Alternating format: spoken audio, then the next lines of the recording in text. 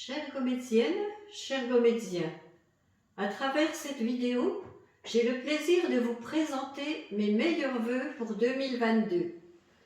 Cet exercice ne m'est pas vraiment familier et je n'y suis guère aguerrie. Mais il me permet, en cette période compliquée, de partager les moments clés de la vie municipale et de vous présenter les actions abouties ou en cours qui vont améliorer notre cadre de vie et projeter notre commune vers l'avenir.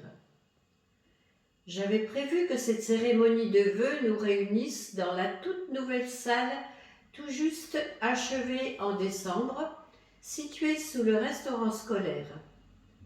Elle va vous être présentée dans ce film et nous l'inaugurerons ensemble au printemps. Je me suis donc installée pour cette vidéo dans ma résidence secondaire, mon univers de travail, le bureau du maire de Gometz-la-Ville, entièrement relooké. Vous pourrez également, à travers toutes ces images, vous rendre compte du travail de toute l'équipe municipale que je tiens à remercier. Leur dynamisme les pousse tous à l'action. C'est communicatif et stimulant. Tous s'investissent dans leur délégation et tous participent assidûment aux commissions. Le programme se déroule, le travail avance à bonne allure. Avant de vous présenter la suite de nos actions, je voudrais partager avec vous mes pensées attristées pour tous ceux qui nous ont quittés cette année. Je transmets mes très sincères condoléances à leurs proches. Alors que ce 20 janvier 2022, nous préparons la deuxième journée de tests antigéniques et que notre école se vide chaque jour un peu plus de toutes ses élèves et de ses enseignantes, du personnel périscolaire, tous atteints par la Covid, je vais revenir sur quelques moments marquants depuis notre élection du 15 mars 2020, suivie le 24 mai de l'installation du conseil municipal et de ma prise de fonction de maire. Quel élan de solidarité et d'entraide pour éviter l'isolement, et quelle ardeur pour la confection des masques pendant le confinement de mi-mars à début juin. Puis ce fut cette rentrée de septembre 2020, faux espoir de reprise normale pendant laquelle toute l'équipe municipale s'est relayée pour maintenir un service d'accueil périscolaire et pallier ainsi aux absences du personnel contaminé par la Covid. Puis le reconfinement de fin octobre, l'isolement et les drôles de fêtes de Noël et de fin d'année 2020. J'ai une pensée toute particulière pour toutes celles et ceux qui ont été contaminés par ce virus et en ont subi les séquelles. Je salue tous les professionnels qui ont continué à œuvrer sans relâche pour que la vie continue. 2021 a débuté avec la course à la vaccination pour les aînés. L'énergie déployée par le CCAS et les agents administratifs pour remplir les créneaux dès leur ouverture tenait du marathon, mais a permis à tous les demandeurs d'être vaccinés. Tranche d'âge par tranche d'âge, tous les inscrits ont pu recevoir leur première dose. L'été nous a donné le loisir de nous retrouver pour la fête du village, suivie des vacances bien nécessaires et heureusement épargnées. Après la rentrée scolaire, nous pouvions nous réjouir d'envisager une vie normale, de nous réunir pour nos festivités, nos activités, nos rencontres. Et pourtant, depuis décembre, nous sommes tous sur nos gardes, car l'évolution des chiffres de la pandémie nous ramène à la réalité. La Covid-19 et ses variants Delta et Omicron perturbent quotidiennement notre vie. Nous devons redoubler de vigilance. Concernant l'école et la vie associative, nous avions fait le choix de la prudence, en restant d'une extrême rigueur sur les mesures sanitaires et le brassage des groupes. Les contaminations ont été très faibles jusqu'aux vacances de Noël. Depuis la reprise de janvier, l'école est dans la tourmente. Des cas positifs Covid, des cas contacts, des tests, de l'absentéisme, des exigences sanitaires surmultipliées. Merci à tout le personnel de l'école, enseignantes, ATSEM, agents du périscolaire, de l'entretien et de la cantine pour leur adaptabilité et leur sens des responsabilités. Que de complications pour toutes les familles qui sont soumises à tant de chamboulements dans leur vie familiale et leur organisation professionnelle. La période n'était pas encore aussi troublée en octobre quand les jeunes élèves du CE2, CM1, CM2, par un bel élan citoyen, ont élu les 6 membres du premier conseil municipal des enfants de Gometz-la-Ville. Lors d'une séance exceptionnelle du conseil municipal le 9 décembre, le conseil municipal des enfants a été installé dans ses fonctions. Nos jeunes conseillers ont reçu leur écharpe tricolore et la Déclaration des droits de l'homme et du citoyen. Ils se sont inscrits dans des commissions. Ils ont déjà fait parler leur imagination sur leur programme et vont pouvoir donner de la voix à leurs idées. Depuis l'automne 2020, tous les projets annoncés ont été lancés et les 3 dossiers du contrat rural terminés.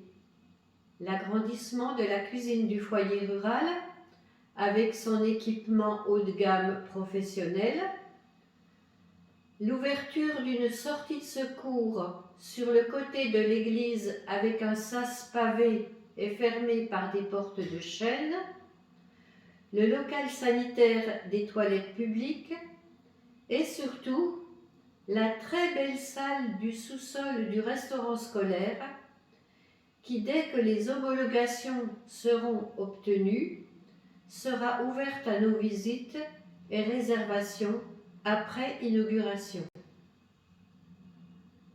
Beaucoup d'entre nous ont profité du confinement pour repenser leur intérieur et leur cadre de vie. Les dossiers d'urbanisme se sont multipliés. C'est une délégation très intéressante que d'accompagner et guider les habitants dans leurs projets, tout en gardant le cap de l'équité, de la rigueur et du respect des règles d'urbanisme pour harmoniser notre cadre de vie. Depuis septembre, notre village se refait un visage neuf après l'été pluvieux et l'explosion de la végétation. Nos services techniques sont sur tous les fronts pour la sécurité de tous et le plaisir de nos yeux. Les murs des premières maisons de l'allée de la Peupleraie sortent de terre. La commission et le service urbanisme ont quasiment reçu et étudié tous les dossiers de nos nouveaux habitants. Les travaux se terminent d'un côté et reprennent dans un autre quartier.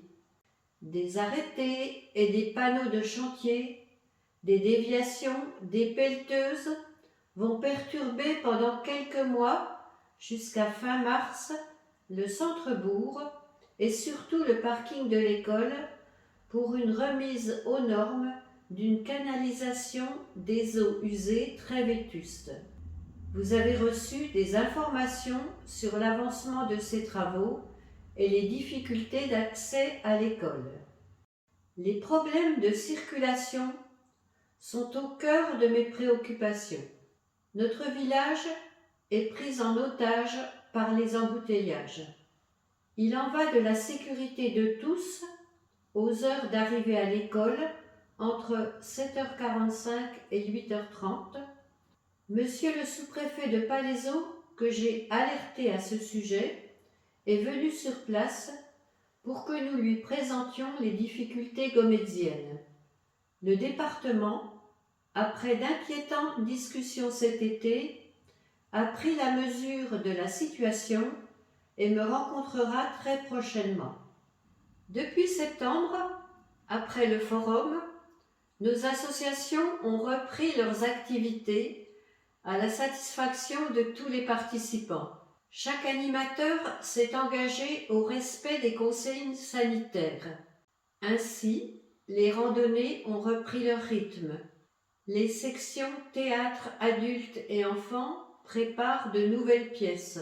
Les jeunes et moins jeunes, très nombreux, sont assidus au foot et au tennis. Une belle matinée de remise de t-shirts, 2 nouvelles activités, jeux de société et jeux de rôle, ont débuté et ont conquis un nouveau public. Nos musiciens et jeunes chanteuses, ainsi que les choristes, donnent du timbre et de la voix. Des concerts dans l'église, la fête d'Halloween, le Téléthon avec une belle participation et une recette exponentielle. La bibliothèque qui propose toutes les nouveautés littéraires et qui cherche de l'aide pour tenir les permanences. Le club des seniors qui, comme chaque année, avait décoré la salle pour le repas des aînés et les vœux. Pour la 2e fois, ce traditionnel repas a été annulé.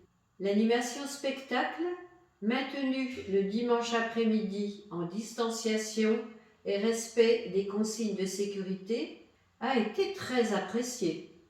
J'espère que ce moment précieux de retrouvailles autour du repas pourra se faire au printemps, car nous l'attendons tous. Tous nos aînés de 80 ans et plus ont reçu un sac de Noël bien garni, avec des produits des étals de nos commerçants. Ceux-ci ont également été mis à l'honneur pour gâter tout le personnel qui travaille autour de l'école, ainsi que les services techniques et administratifs de la mairie. Au 2e trimestre 2022, nous aurons 4 dimanches d'élection. L'élection présidentielle, premier tour le 10 avril et 2e tour le 24 avril.